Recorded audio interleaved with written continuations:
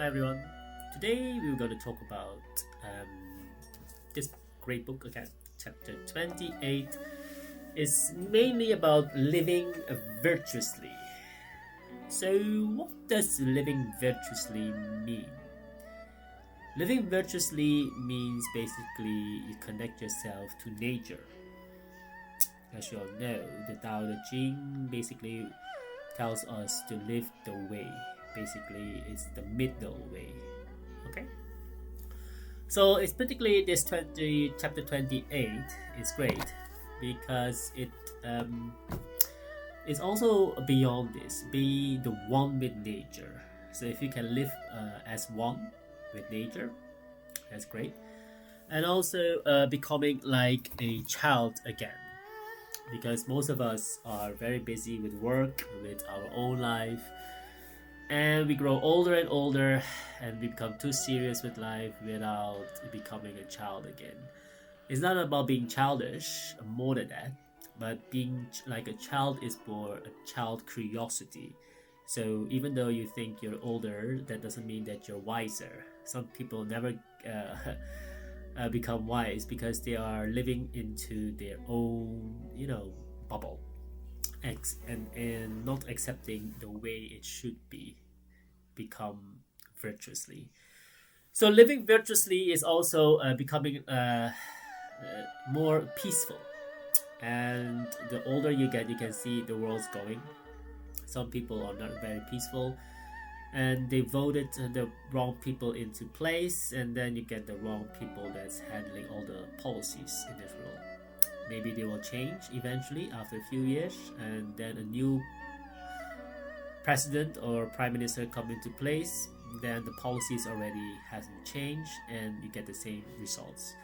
So that's why sometimes these old guys who's on the head of the countries, if they want to live peacefully, they also need to connect themselves back to nature, and most of them don't, and that's a very pity.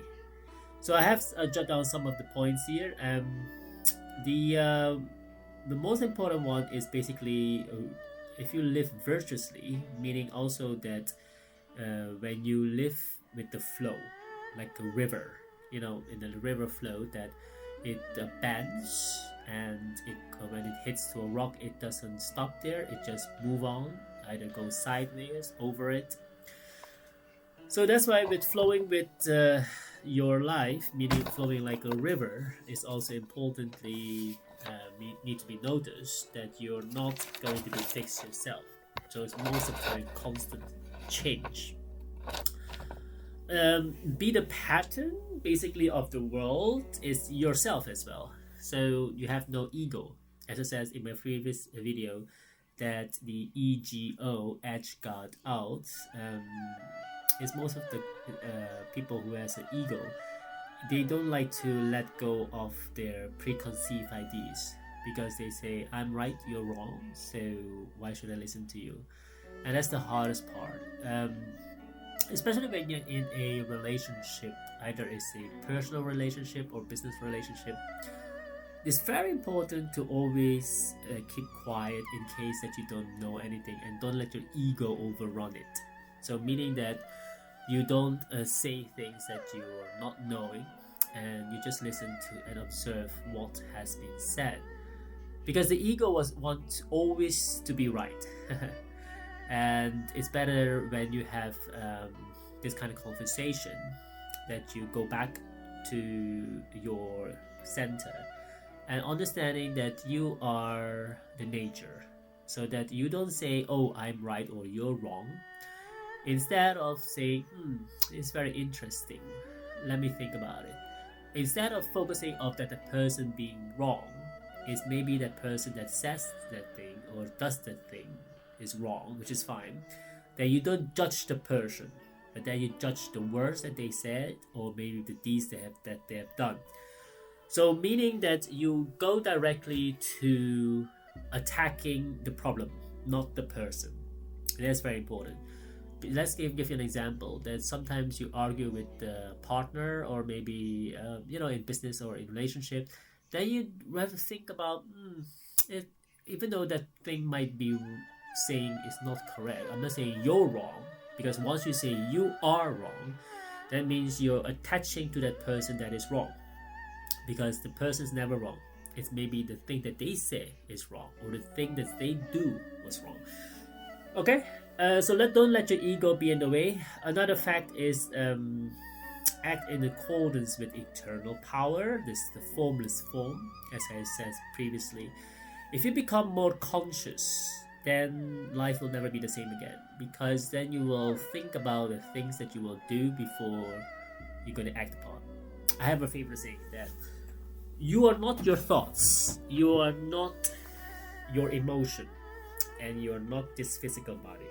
Okay, this is very important, because if you think you're the thoughts come and go like that, and then people get confused.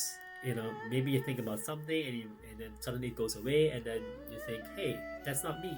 That's true, you're not the thoughts, you're not your emotion also, because sometimes you're angry, and that doesn't mean you're an angry person.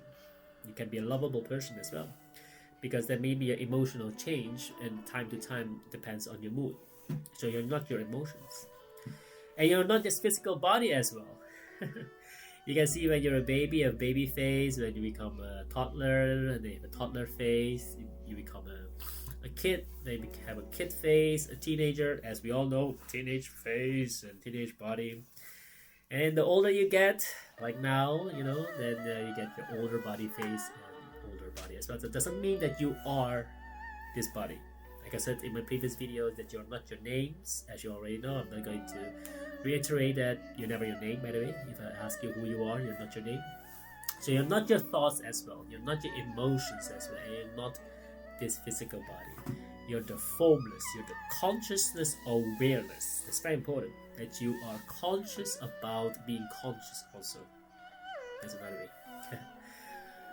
Okay, preserve your original qualities. So that is very important, that you know your original qualities, where you come from. You come from the same source, and as I do, you and I, we are the same. It happens to be that maybe we are in a different time zone, different culture, different color of your skin, the language we speak, etc. So maybe those things are different. But if you look outside all the differences and go back to the cornerstone of who we all are, we all have the same. Basically, if you zoom into your atom, we have the same atom, same blood. The water we drink, the same, from the same source where it comes from. The sun, the light, everything, the air that we breathe. So we are oneness. So the only thing we need to go back to is love and kindness, and understanding what exactly is this all about. Because living virtuously is not easy, because sometimes things happen to your life, then a problem arises or an issue, then you become decentralized, because then you might be shaken. And unfortunately, we are in that position nowadays, as you see where the world is going. So we have to try to gather our strengths, become more conscious, and so that we can, go back to the real people that we voted in, or the people that we also become, or try to become. It's very important, because that will reflect our choices. Alright, so you have to also try not to be conditioned. What I mean about that is to be opposite of your conditioned, what you believe in. Because once your mind has been conditioned, then you will always try to, please other people, please your boss, your employer, by the way, not your boss. A dog has a boss, you just have an employer or line manager. Remember that. Or maybe please your partner because of a certain extent. But if you let each other become more conscious and then think about those things, then I think it's much better than you just become conditioned or become basically conform to the society. Alright? The other thing I want to talk to you about is replace basically all negative thoughts or negative beliefs or anything with love. The love for yourself as well, very important, because that's the only way that you can go forward. Once you have that consciousness awareness that you love yourself, you love other people. Otherwise, there's nothing. So you have to find your true self. You have to find your true virtuous self. So the virtues that you live on to. Maybe your virtue is different than mine, which is fine. But all of us basically go back to the center. And the center is consciousness. It's more about love. It's more about the reality of who we really are. And not go to those, those fake things. Or the fake people around us. That's very important. Because sometimes you think people around us are using us, yes, because we also let that happen, by the way. Sometimes you think, yeah, but they shouldn't use it. No, because you maybe said too much yes to whatever they want you to do. Alright? So anyway, let's go to this chapter. 28 is living virtuous. I'll read it here and hopefully see if we can be wiser. So here it goes, chapter 28, as you can see from the Tao Te Ching, is know the male, but keep to the role of the female, and be refined to the empire. If you are a refined to the empire, then the constant virtue will not desert you, and you will again return to being a baby. No, remember when I said about that one? Yeah, about being child again. Know the white, but keep the role of the black, and be a model to the empire. And by the way, empire doesn't mean the king and queens, okay? Empire is the almighty. Okay, cool. Then the constant virtue will not be wanting, and you will return to the infinite. No honor, but keep the role of the disgraced, and be a valley to the empire.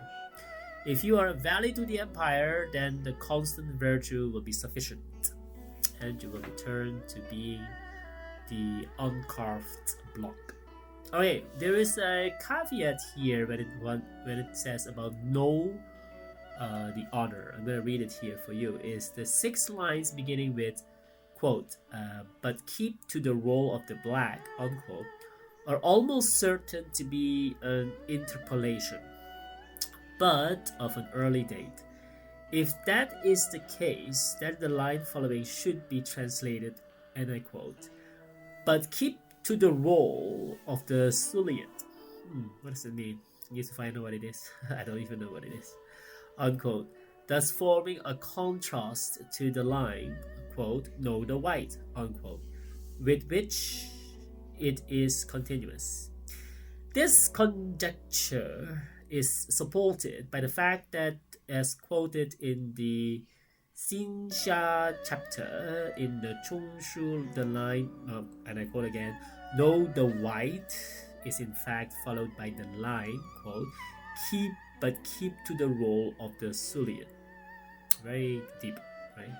Also, the sheerest whiteness seems silly. Anyway, I'll leave it up to you. Maybe you can pronounce it better than I do. But anyway, look at this book. It's good. The Lao Tzu of Tao Te Ching. We'll go to the next chapter. And thank you for listening. Have a nice day. Bye.